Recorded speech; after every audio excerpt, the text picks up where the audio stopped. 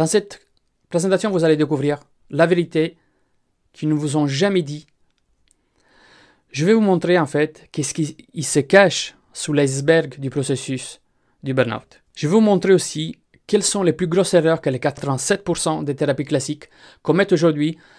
Je vais vous montrer aussi comment arrêter tout ce processus infernal en vous donnant les clés, les solutions, les compréhensions qui aujourd'hui il vous tient ligoté dans cette boucle. Et je veux aussi vous permettre de comprendre où sont les véritables racines de votre mal qui vous tient maintenant piégé dans cette spirale destructrice et comment les traiter définitivement.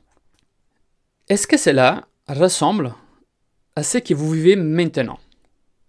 Peut-être que vous êtes dans une dépression profonde qui entraîne une peur de ne jamais plus s'en sortir. Vous êtes devenu en fait des zombies grâce aux effets des médicaments. Vous vous sentez emprisonné dans cette spirale destructrice. Vous avez l'impression physique et mentale d'être impuissant.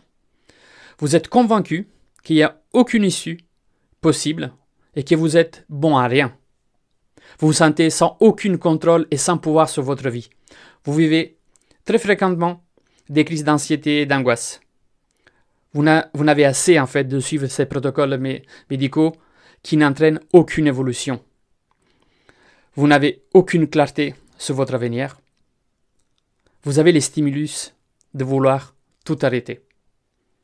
Ou le stress constant de la journée pèse énormément sur vous. Les non-épanouissements. Ou peut-être que vous sentez cet manque d'énergie énorme, le manque de confiance en soi, l'asphyxie du quotidien et l'effet de croire qu'il n'y a pas de sang issue, il n'y a pas de sortie. Malgré les thérapies classiques, vous avez toujours les mêmes craintes, cette sensation de tourner au rond. Vous manquez de clarté pour votre avenir et vous avez les sentiments que vous avez tout perdu, comme la famille, les amis, les amours, etc. Mais surtout, vous-même. La bonne nouvelle, si vous êtes reconnu dans ce que j'ai pu annoncer auparavant, il ne faut pas s'inquiéter.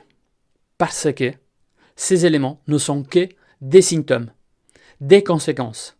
Vu qu'on est entré dans le vif du sujet et que c'est le moment de découvrir toutes les vérités, il faut aussi avoir des appuis scientifiques et pas uniquement de parler parce qu'il y a trop de confusion. Donc on va voir déjà juste vite fait quelles sont quelques données de recherche mondiales sur le burn-out afin de pouvoir identifier aussi des racines, pas uniquement des discours de bar, mais des discours scientifiques. Donc, les recherches en fait mondiales sur le burn-out montrent en fait les métiers qui sont plus à risque. À l'écran, vous avez un peu les métiers qui sont toutes pris en considération dans l'effet du burn-out. Et vous avez aussi la parentalité qui de plus en plus s'apprend-plie.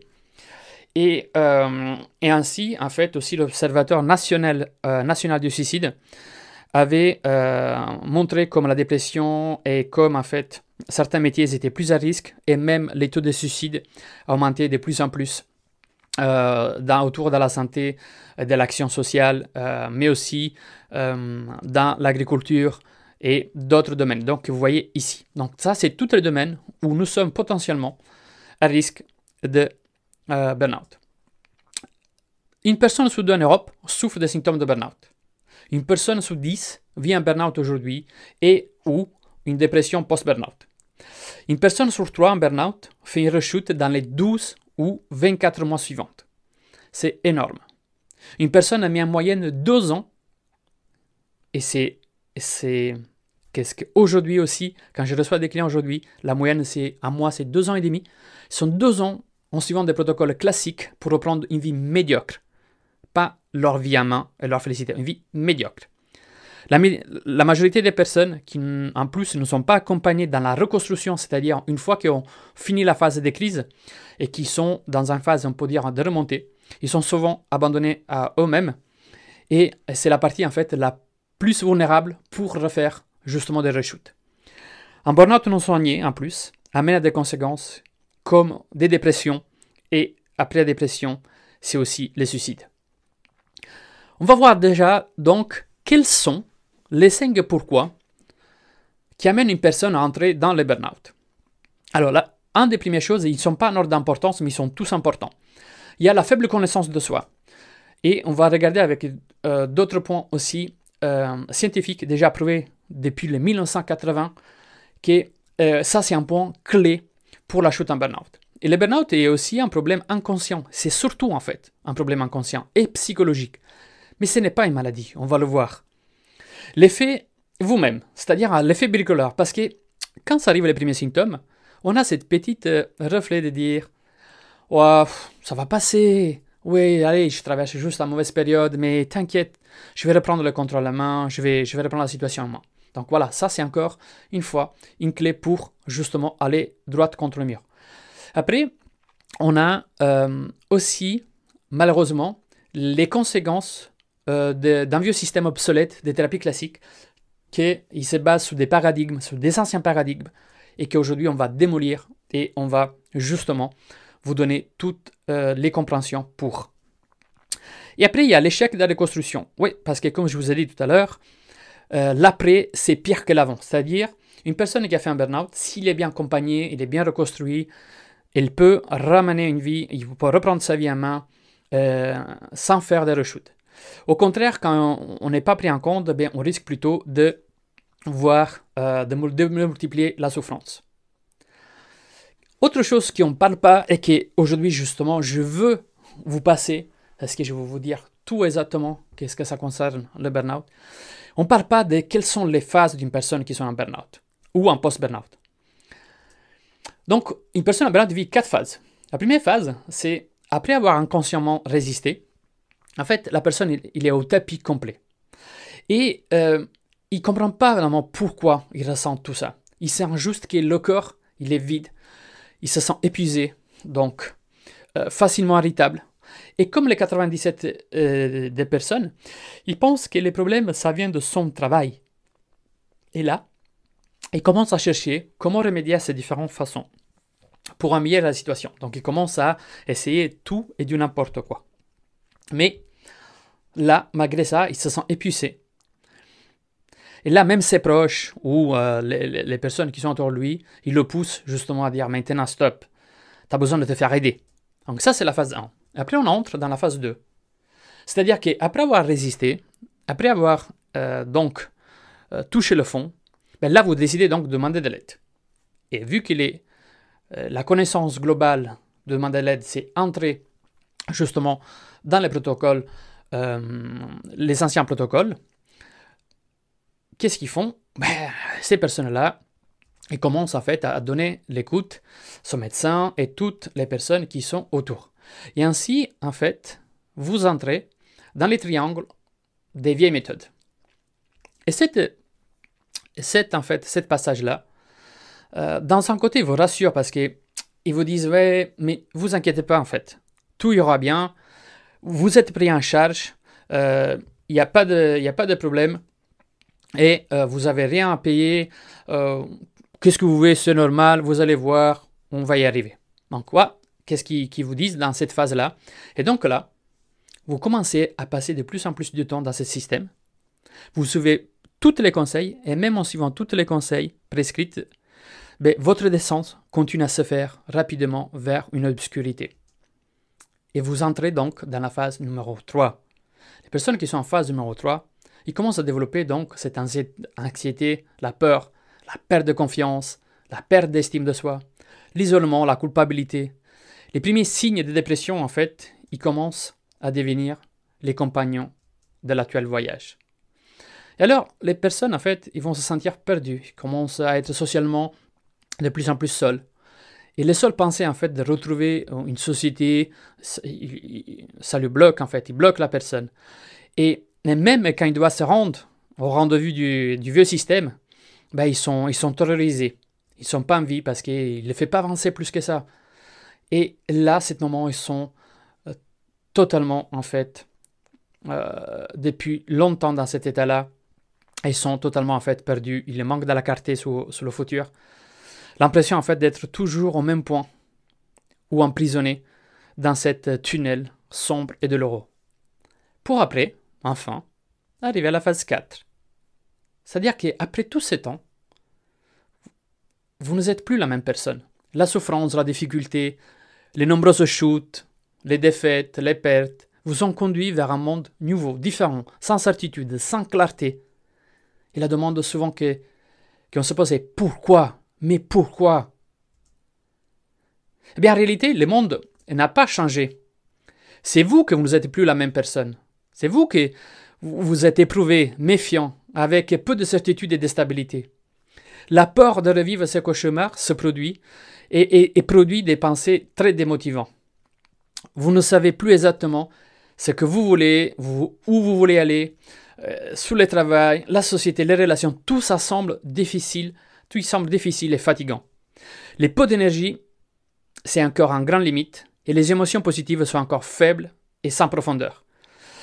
Et alors vous vous demandez souvent, mais qu'est-ce que je vais faire de ma vie maintenant en fait? Et comment faire pour retrouver la félicité? Donc ça, c'est la phase 4 qui entraîne une personne autant différente et devenue différente et délestée à rester tout seul dans cette impasse pour se reconstruire. Et en fait, maintenant, la personne ne sait plus comment faire pour être vraiment heureux. Un autre élément important, c'est comprendre donc justement cet effet destructeur et pourquoi en fait de tout ça. L'ancien modèle, donc, les thérapies classiques et sa formule destructrice, il nous montre quoi? Vous arrivez un jour avec ce problème.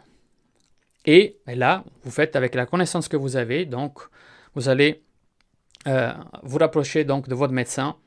Et après, à fur et à mesure, vous allez entrer dans ce triangle que vous voyez là. Donc, c'est le triangle médecin, psychologue, psychiatre. Et ça impacte à notre niveau.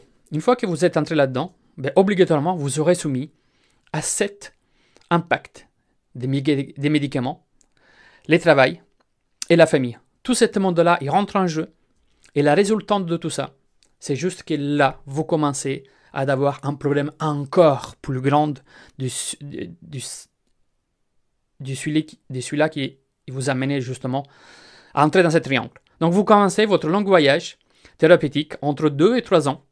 Vous devenez un zombie. Une dépression profonde s'installe en vous.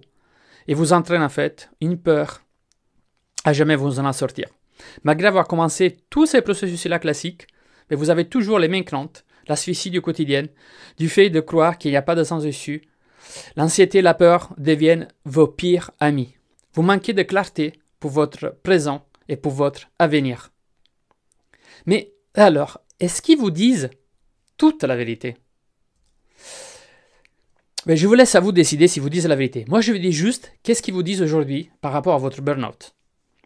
Ils vous disent, ah ok, bon, vous êtes entré dans un petit processus, un peu de repos, et avec un traitement médical, vous allez vous sentir mieux, vous inquiétez pas. Il vous prend en charge par le système donc de la sécurité ou des assistances sociales. Et ils ne vous disent pas, par contre, c'est que réellement, ils vous attendent derrière. Avant tout, le burn-out n'est pas un processus, mais une triade. Et on va le voir dans cette présentation. Et toutes ces données que je vous montre, il y a la majorité des personnes qui ne le savent pas parce qu'ils ne sont pas compétentes au temps spécifique dans le burn-out. Et il y en a une partie qui le savent, mais qui préfèrent pas le dire. Parce que ça veut dire avouer l'échec de cette ancienne et obsolète méthode. Donc, en moyenne, une personne, ils ne vont pas vous dire que vous entrez dans 2-3 ans de parcours médical. Ils ne vont pas vous dire, en fait, qu'après tout ce temps-là, vous n'êtes pas du tout immune à une rechute. Au contraire. Donc, une personne sur 3, il retombe en rechute dans un délai assez bref, donc 1 à 2 ans. Ils ne vous disent pas que vous allez perdre, en fait, le peu de confiance ou d'estime qui vous reste. Le burn-out, donc, ce n'est pas une maladie. Et donc, les traitements ne peuvent pas être et ne doivent pas être médicamenteux. Et c'est là, justement, qu'ils ne vous le disent pas. Ils vous font croire. Et là, vous commencez, en fait, justement, à devenir des zombies par les effets des médicaments. Vous allez développer donc de l'anxiété, des peurs, de l'angoisse, des envies ou des tentatives de suicide. Les risques donc de développer une dépression est encore plus haute. Vous allez doucement être confronté aux nausées, la perte de libido, la dépendance, la fatigue, la somnolence, l'endormissement, ainsi qu'une diminution de la capacité de réaction. Vous allez perdre grande partie de votre identité et aucune clarté de votre avenir. Mais ça, c'est qu'est-ce qu'ils ne vous disent pas. Je pense que si quelqu'un vous disait exactement qu'est-ce que vous rencontrez avec cet ancien système, peut-être qu'avant de rentrer ou de prendre la décision de le faire, peut-être que vous allez réfléchir différemment. Et c'est pour ça, en fait, que là, je vous montre qu'est-ce qu'ils font les 80% des professionnels qui préconisent en fait cet vieux système. Imaginez-vous que vous tombez et que vous plantez malheureusement un clou dans votre doigt. Vous allez donc les voir. Ils vont voir, ah ok, oui, effectivement, ils commencent à vous mettre un pansement. La première chose qu'ils font, ils mettent un pansement. Et après, une fois qu'ils vous mis les pansements, un peu ils vous mentent et ils vous disent oh oui, non, ça va aller, hein, ça va aller. Et par contre, ce serait bien en fait, prendre quelques médicaments, comme ça, vous allez pas vous infecter, en sachant qu'ils vous donnent ça parce qu'ils n'ont rien d'autre à vous offrir. Mais personne de ces personnes-là, il vient vous enlever le clou en fait. Donc, vous allez rester avec votre clou planté dans votre doigt. Votre pansement, il va se remplir de plus en plus de sang. Et bien, qu'est-ce qu'ils font? Ils vous reprennent, ils vous remettent un pansement, ils vous donnent des autres médicaments. Et c'est pour ça en fait que vous restez emprisonné là-dedans pour beaucoup, beaucoup de temps. Parce que votre problème est spécifique et surtout en fait un problème inconscient. Vous ne êtes pas conscient de ce qui vous arrive. Vous le subissez une fois que les symptômes ils sont là. Et donc nécessaire de les imaginer totalement, d'entrer dans une méthode qui soit spécifique, mais surtout capable de transformer l'inconscient en conscient. C'est un peu comme, imaginez donc qu'avec votre voiture, vous restez en panne pour un problème au moteur, mais un problème au cœur de votre moteur. Eh bien, en fait, la première chose, un ami carrossier, vous allez le voir, mais là, qu'est-ce qui va se passer? C'est que le carrossier, il va dire, écoute, je ne comprends pas grand-chose, et donc, il ne va pas résoudre votre problème. Et même pourtant, si vous allez chez un bon mécanicien, vous ne pourrez pas non plus réparer votre moteur parce que même pour lui, entrer dans le cœur du moteur, c'est un problème trop spécifique pour lui. Et c'est justement là le piège. C'est continuer avec les différentes tentatives générales qui vous font en fait perdre encore plus d'énergie, plus d'argent et surtout, vous perdez la chose la plus précieuse que vous avez et qui il ne viendra jamais plus en arrière, c'est votre précieux temps, en empirant vous-même votre frustration et votre souffrance. Là, on commence à voir un peu plus clair et on commence à voir justement et à comprendre les solutions à mettre en place. Alors, le burn-out est-il une maladie? Non, ce n'est pas une maladie. Le burn-out est-il un état émotionnel? Non plus, ce n'est pas un état émotionnel. Mais alors, est-il un épuisement professionnel? Non, ce n'est pas un épuisement émotionnel. Et en appui de tout ça, donc, on voit que le burn-out, c'est une triade. Et on va le comprendre aussi avec quoi exactement? C'est-à-dire, qu'est-ce que ça veut dire une triade? Une triade, c'est qu'il est composé en 3 parties. La première partie, c'est les déclencheurs. C'est la première chose qui arrive. Après, vous passez par la phase 2, la phase donc d'accumulation de la résistance, pour après arriver à la partie du processus, c'est-à-dire les symptômes que vous vivez ou que vous allez vivre. Et la partie du processus, c'est la partie consciente, c'est-à-dire les symptômes. Chose que la partie 1 et 2, c'est justement la partie inconsciente. Et c'est là les premières erreurs, les plus grandes erreurs de l'ancienne méthode qui s'arrêtent au processus et essayent en fait de tamponner tout ça. Et nous, aujourd'hui, on descend encore plus en profondeur avec une clarté dans la partie consciente et dans la partie inconsciente. Un des plus grandes enquêtes qui est survenu sur justement le burn-out, il est amené par l'Organisation internationale du travail. Là, les résultats montrent justement que le burn-out est un problème global. Attention, ça c'est important. Comprendre que le burn-out c'est un problème global. Là encore, il montre comme il est plus précommand dans des secteurs particuliers comme les soins, la santé, l'éducation. On a déjà vu ça dans les métiers. Malheureusement, ces données, ils sont de plus en plus en fait croissants et l'incidence en fait de la gravité de ce phénomène augmente dans les contextes actuels. Et attention à cette partie. Le burn-out peut retrouver ses origines au travail, à la maison, dans l'environnement social ou au sein de la communauté. Grosse mythe déjà que c'est un problème du travail. Non, il peut prendre l'origine au travail, à la maison, dans l'environnement social et au sein de la communauté. Et on va le voir encore plus clairement ça. La plupart des gens, malheureusement, ils deviennent conscients de ça, on l'a vu ça, quand on le subit, quand les effets négatifs ont déjà atteint que ce soit leur travail et leur vie professionnelle ou leur bien-être. Et ils avaient même donné des actions en 1982. Si vous regardez bien, ils avaient déjà remarqué comme l'importance de se faire à le développement personnel, c'est-à-dire à la connaissance de soi, il était déjà la clé des actions principales à mener déjà en 1982. Mais donc, on rentre dans les processus de la triade. Dans ce processus de la triade, on va voir justement la première partie, donc le processus.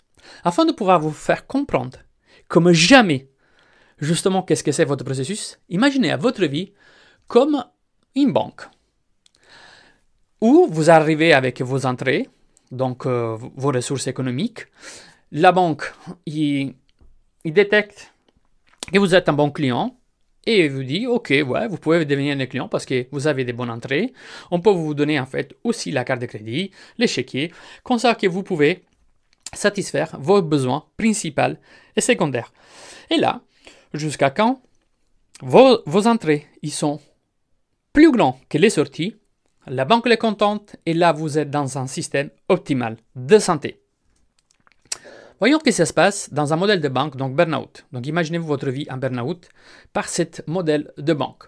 Mais comme vous pouvez voir déjà là, les entrées ils sont déjà plus bas, ils sont égales à les sorties. Et là, vous avez moins de revenus. Et à ce moment-là, il y a la secrétaire ou quelqu'un de la banque qui vous appelle et dit « Messieurs, il commence à vous questionner. Est-ce que tout ça va? On voit qu'il y a moins d'entrées qui arrivent. Vous avez, pour le moment, vous voyagez entrée-sortie au même. Est-ce que tout ça passe bien ?» Et vous, avec votre difficulté, vous commencez à avancer et avancer, avancer. Et en même temps que vous avancez, vous avez moins d'entrées, vous commencez à enlever un peu de plaisir.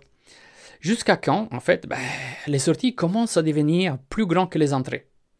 Parce que vous ne voulez pas non plus tout perdre, un plaisir, une émotion et un besoin.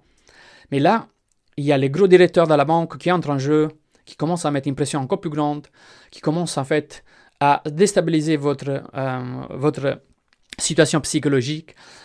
Et lui, il fait son intérêt, il fait l'intérêt de la banque, mais à vous, avec vos difficultés, vous n'êtes pas et vous commencez comme ça à être obligé à commencer à lever tous les plus grands plaisirs et laisser en fait juste au besoin primaire d'être là. Jusqu'à quand en fait, tous vos entrées, ils ne sont plus là. Et là, vous commencez à tout vendre parce que les sorties commencent à être beaucoup plus grandes. Et là, qu'est-ce qui se passe? En fait, la banque, il dit stop à tout. Et là, vous rentrez dans le total épuisement. Donc, ça, c'est le modèle du processus. Pour le voir directement avec la personne et avec vous, et vous donner encore une clarté absolue de ça, voilà qu'est-ce que c'est réellement. De la partie inconscient, donc la partie qu'on a vue de la partie 1 et 2, il arrive cet stress répétitif qui va impacter vos énergies. Mais qu'est-ce qui se passe? Une fois que vous commencez à perdre des énergies, en fait, vous allez impacter donc vos comportements. Et vu que vous avez moins d'énergie, vous allez changer vos comportements en fonction du manque d'énergie. Cet changement, ça va impacter le niveau supérieur, donc les pensées. Et donc, avec moins d'énergie, avec des mauvais comportements et des mauvaises pensées, vous allez en fait entamer l'épuisement émotionnel, mais surtout hormonal. C'est quelque chose que beaucoup, on a la tendance en fait à oublier, mais il y a beaucoup cet facteur épigénétique, c'est-à-dire vous allez produire moins les hormones de la félicité comme l'ocytocine, comme la sérotonine. Et donc, ça un peu comme le modèle de la banque. On perd d'argent, réduction d'achat, pression de la conseillère et pression du directeur. Mais qu'est-ce qui se passe? Malheureusement, c'est un cycle vicieux qui n'arrête pas. Parce que vu que la source principale n'était pas désactivée, c'est-à-dire la partie 1 et 2 inconscient, en fait, le stress répétitif augmente de plus en plus jusqu'à faire quoi? À vider totalement toutes vos réserves. Et pour là, à ce moment-là, faire un stop, un arrêt on-off de votre corps et de votre mental. Voilà pourquoi, en fait, vous vous sentez emprisonné dans cette spirale infernale.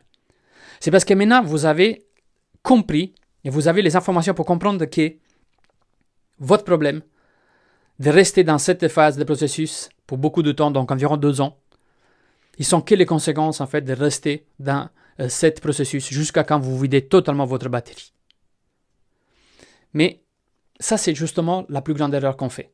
C'est qu'on pense que c'est le monde extérieur le problème, Et donc, on commence à enlever des choses du monde extérieur en sachant que personne ne nous regarde à l'intérieur de nous. Ce qui réellement il ne fait pas avancer. Donc, notre partie inconscient. Et justement, le nouveau modèle de toute cette structure que vous êtes en train de regarder, il sait très bien tout ça. Et c'est pour ça, en fait, qu'il sait que pour intervenir au niveau supérieur, il faut intervenir au niveau inférieur. C'est comme l'exemple de l'arbre malade. Si tu veux guérir un arbre malade de ce fruit, tu ne peux pas traiter les feuilles. Pendant, tu dois intervenir sur les racines, sur les terreaux, sur la terre, donc, où l'arbre est planté. Donc, si vous voulez vraiment commencer à sortir de cette spirale, la première chose que vous devez faire, c'est intervenir sur vos résistances. C'est les résistances qu'on va voir ensemble sur le niveau 2, que personne ne vous a jamais dit jusqu'à présent. Et c'est justement cette phase, l'accumulation de la résistance. Donc, l'accumulation de résistance, c'est un processus inconscient qu'on développe et qui fait naître un grand paradoxe. Quel est le paradoxe? Le paradoxe de la résistance, vous vous souvenez de la phase 1, quand on résiste, on se dit que tout ça va y aller, que non, je suis fort, je ne peux pas accéder à ça, je ne peux pas demander de l'aide, jusqu'à quand en fait vous arrivez à être sous les tapis. Eh bien, c'est exactement dans ce moment que là, vous luttez, vous êtes dans cette phase de souffrance inconsciente. C'est là qui commence votre vraie souffrance et surtout votre parcours interminable. Et c'est là que la vieille méthode, en fait, il ignore cette partie-là. Il ne prend pas en compte et il vous laisse tout seul là-dedans. Et par contre, en ignorant cette phase importante, en fait, vous allez perdre une bonne partie des pouvoirs pour sortir rapidement de cette spirale infernale ou de reconstruire votre félicité. Et donc, ça va vous obliger à revivre malheureusement une rechute, une seconde souffrance et ainsi d'autres années de votre vie brûlées totalement. Ou encore avec des risques encore plus élevés comme les rechutes dépressives, ou encore pire, tout perdre, et particulièrement même perdre votre vie. Alors, comment éviter que cette partie inconsciente de votre résistance détruise votre félicité? Bon, déjà, en ciblant exactement sur quoi il agit cette résistance. Cette prodigieuse résistance à la douleur, elle est tellement prodigieuse qu'il peut nous accompagner tout au long de notre vie. Voilà où va réellement agir cette résistance. La première chose qui fait impacte la relation avec vos limites. Après, le deuxième point, et ça c'est des éléments clés, vous mettez l'attention là-dessus, vous travaillez là-dessus, vous arrêtez le processus. La phase 2, c'est l'idée que nous faisons de nous-mêmes. Et la troisième partie, c'est l'idée que nous faisons du monde et des autres. Là, il y a déjà la grande clé de votre souffrance. C'est parce que vous avez, dans votre inconscience, sans que personne vous formez là-dedans et qui vous disait où vous devez porter votre attention, ils vont laisser tout seul. Ou ils vous resteront tout seul là-dedans. Et là, grâce à cette nouvelle méthode, on a vu où exactement interagit la résistance. Et là, après, on descend dans la troisième partie, la triade du burn-out, les déclencheurs, la partie le cœur.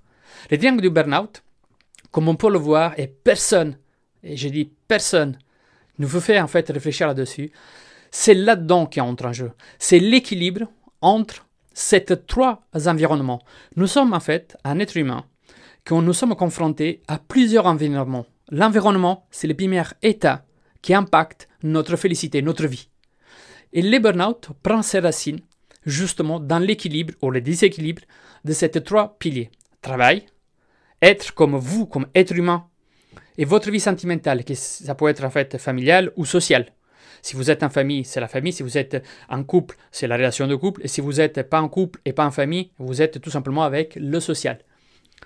Et justement, je vais vous livrer en fait un autre secret de comment inverser les triangles du burn-out avec la règle du 2 contre 1.